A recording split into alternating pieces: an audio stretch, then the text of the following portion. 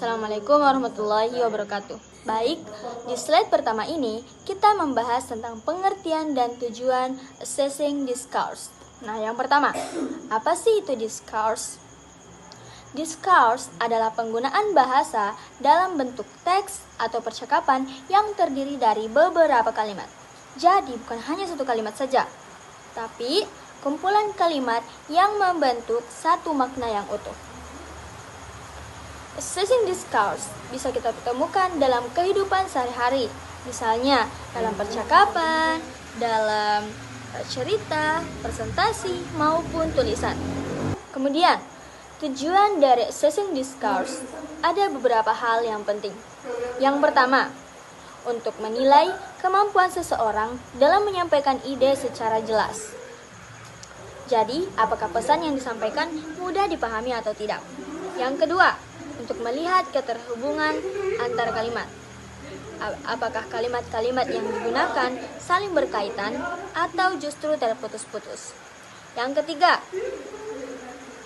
untuk mengukur kemampuan komunikasi dalam konteks nyata. Artinya, penilaian tidak hanya berfokus pada grammar saja, tetapi juga pada bagaimana bahasa digunakan secara alami dalam kehidupan sehari-hari.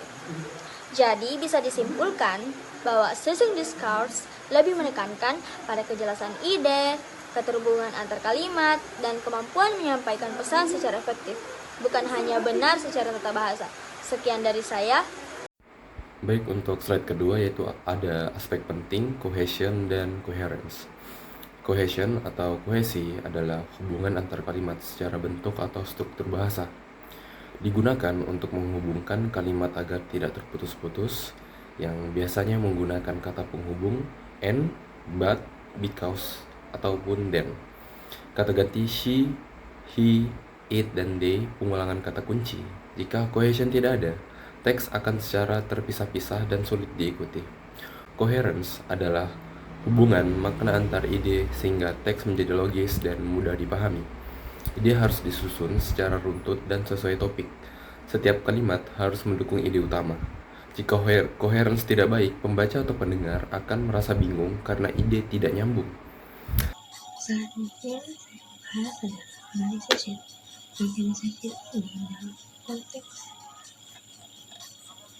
assessing discourse itu merupakan susunan teks sistematis yang dimana itu adalah memudahkan pemahaman kita selaku pembicara, kemudian juga selaku pendengar. Yang dimana struktur umumnya adalah opening, kemudian ada body, kemudian ada closing. Dimana setiap bagian itu punya fungsi jelas dalam menyampaikan ide. Kemudian ada pragmatics. Pragmatis merupakan penggunaan bahasa sesuai dengan situasi dan lawan bicara. Ini dalam dua konteks formal dan santai. Tujuannya apa? Tujuannya untuk menghindari kesalahpahaman dan menyesuaikan register bahasa. Kemudian ada yang ketiga adalah fluency, di mana fluency ini merupakan kelancaran berbicara atau menulis sehingga aliran ide tanpa jeda panjang atau pengulangan berlebihan. Ini menunjukkan kontrol komunikasi dan kekuatan gagasan bagi sang pembicara. Selanjutnya adalah jenis assessing discourse. Jenis assessing discourse itu ada dua, yaitu speaking dan writing. Speaking sendiri mencakup seperti percakapan, presentasi, storytelling yang dimana dinilai dari kelancaran, kejelasan ide, dan penyampaian. Terus ada writing, yaitu paragraf, esai, report, yang dimana dinilai dari struktur, pengembangan ide, dan penggunaan bahasa. Adapun teknik penilaian yaitu ada 3. Pertama, rubrik. Berdasarkan dari aspek itu dinilai dari isi, struktur, bahasa yang lebih objektif. Terus ada holistic scoring, yaitu penilaian keseluruhan yang dimana itu cepat namun kurang detail. Terus ada analytic scoring, jadi penilaian per aspek lebih rinci tapi memakan waktu. Contoh tugas dan kriteria penilaian. Jadi di sini ada beberapa kriteria penilaian. Yang pertama itu alur cerita, story flow, cerita yang dimana cerita harus runtut dan jelas dari awal sampai akhir. Contohnya itu ketika di awal bagaimana memperkenalkan waktu dan tempat liburan. Kalau yang di tengah cerita itu biasa menceritakan kegiatan sebuah cerita, lalu di akhir itu kesimpulan atau perasaan, seperti itu. Lanjut keterhubungan kalimat, cohesion, yang dimana antar kalimat itu harus saling terhubung dengan baik menggunakan biasanya itu kata sambung seperti and, then, dan lain-lain. Lalu juga biasa menggunakan kata ganti seperti he, she, it. Lanjut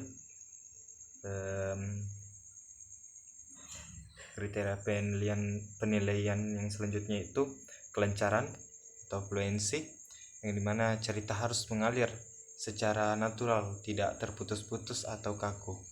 Jadi penilaian tidak hanya fokus pada grammar, tetapi lebih pada bagaimana cerita tersusun dengan baik, mudah dipahami, nyaman dibaca atau didengar.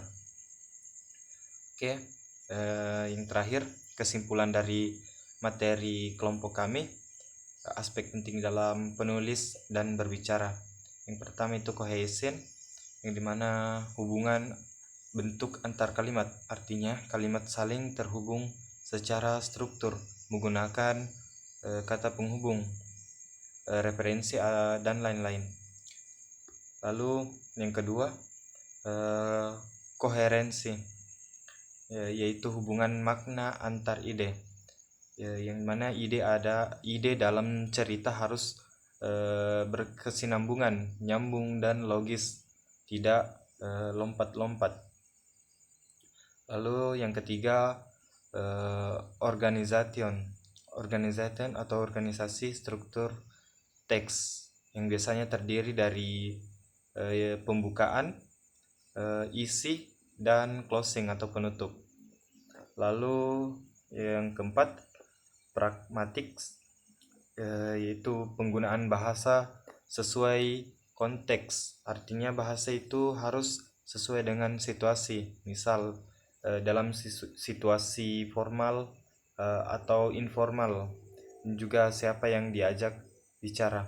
Lalu yang kelima fluency atau kelancaran, jadi kelancaran dalam bagaimana menyampaikan suatu ide, jadi tidak terbata-bata, misal kalau dalam berbicara, lalu tidak terlalu banyak berhenti atau bingung, jadi ide itu harus mengalir dengan baik. Oke, mungkin cukup pembahasan dari saya. Saya dengan ucapan assalamualaikum warahmatullahi wabarakatuh.